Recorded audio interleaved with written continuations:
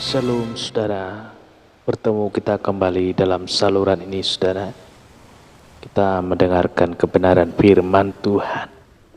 Kita patut bersyukur sepanjang malam kita dilindungi oleh Tuhan.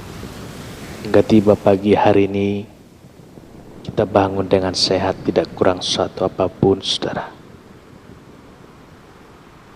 Kita baca kebenaran firman Tuhan yang terambil dari Matius 5 ayat 4. Demikian kebenaran firman. Berbahagialah orang yang berduka cita, karena mereka akan dihibur. Orang yang berduka cita.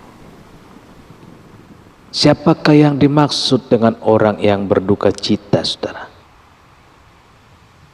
Orang yang berduka cita adalah orang yang hidupnya mengalami kesedihan karena berbagai hal di dunia ini. Mungkin kehilangan keluarganya untuk selama-lamanya. Ada yang kehilangan berbagai harta, saudara. Mungkin juga tertimpa bencana dan malapetaka. Atau kena penyakit yang parah, saudara. Mengalami kemunduran dalam usaha. Kehilangan pekerjaan. Ada juga putus hubungan dengan kekasih hatinya, saudara. Masih banyak lagi yang membuat keceriaan lenyap, air mata terkuras dan harapan sirna. Dan kepada orang-orang inilah Yesus berkata, berbahagialah. Ada masalah kok, berbahagia saudara. Ada penderitaan kok berbahagia saudara. Ucapan Yesus membingungkan, sulit diterima akal sehat. Mestinya yang berbahagia adalah kebalikannya saudara. Jika dapat jodoh, punya keturunan, karir meningkat, usaha maju pesat, tubuh sehat, intinya hidupnya melesat saudara. 10 ucapan bahagia. Khotbah Yesus di bukit dikenal dengan istilah 10 ucapan bahagia saudara. Yang pertama pernah dibahas beberapa hari yang lalu. Yesus ingin mengajar bahwa bahagia tidak hanya ditentukan dari apa yang kita miliki atau kita dapat saudara. Jika bahagia ditentukan oleh apa yang kita punya, maka hanya orang kaya yang berbahagia, saudara. Kenyataannya tidak demikian. Saudara, sebaliknya orang miskin, orang yang hidupnya sederhana, tidak bahagia begitu maksud. Pendapat ini juga keliru, saudara. Banyak sekali orang-orang sederhana menikmati hidupnya, sangat bahagia, saudara. Bahagia atau tidaknya hidup seseorang bukan ditentukan oleh material, harta benda atau kondisi, tetapi lebih kepada cara pandang terhadap hidup ini, saudara.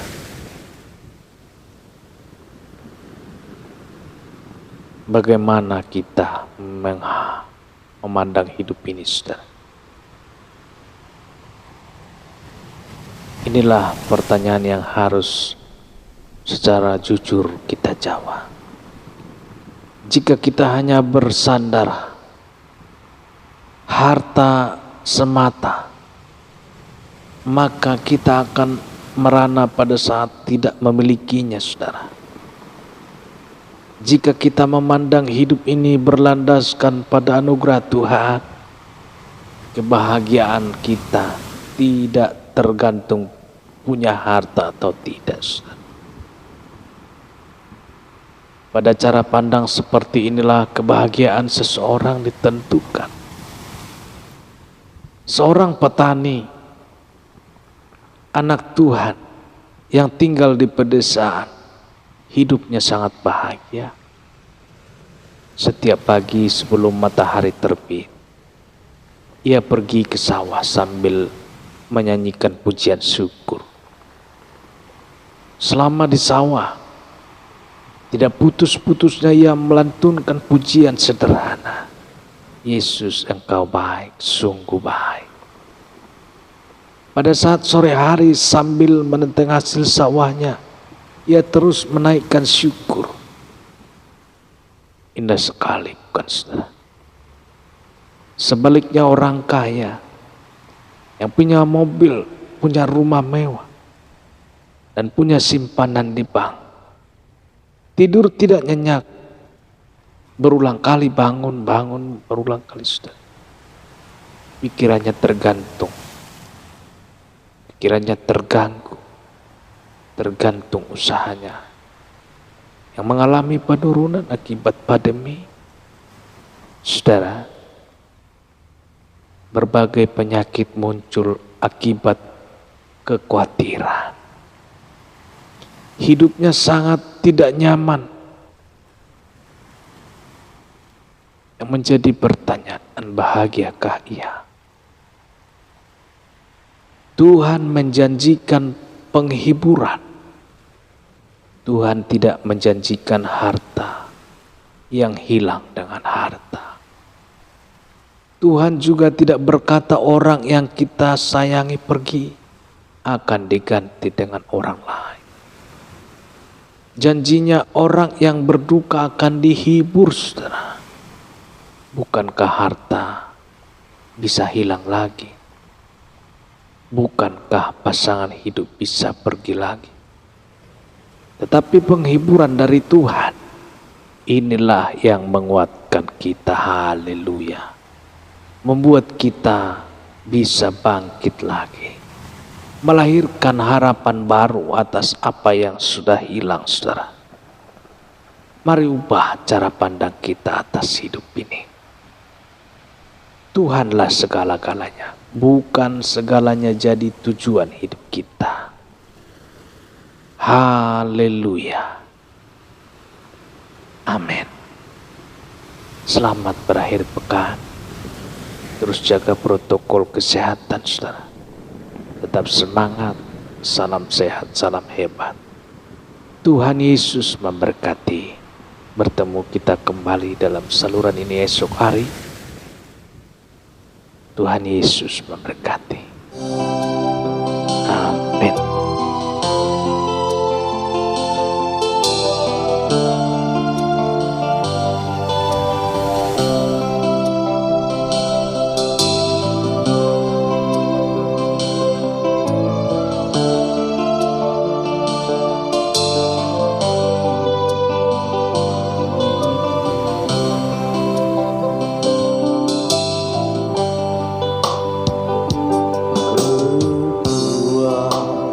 Serta penghiburan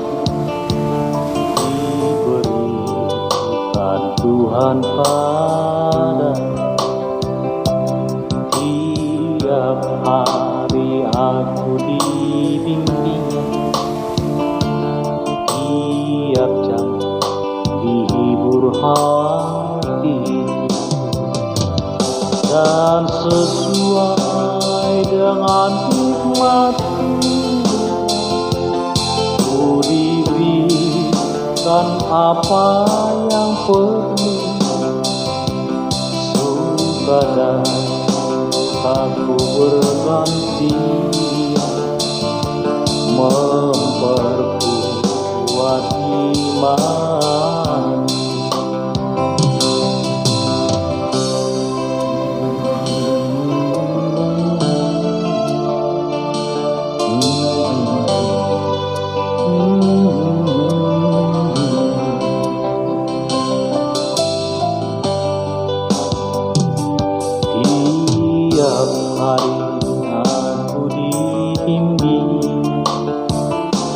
diberi rahmatnya tiap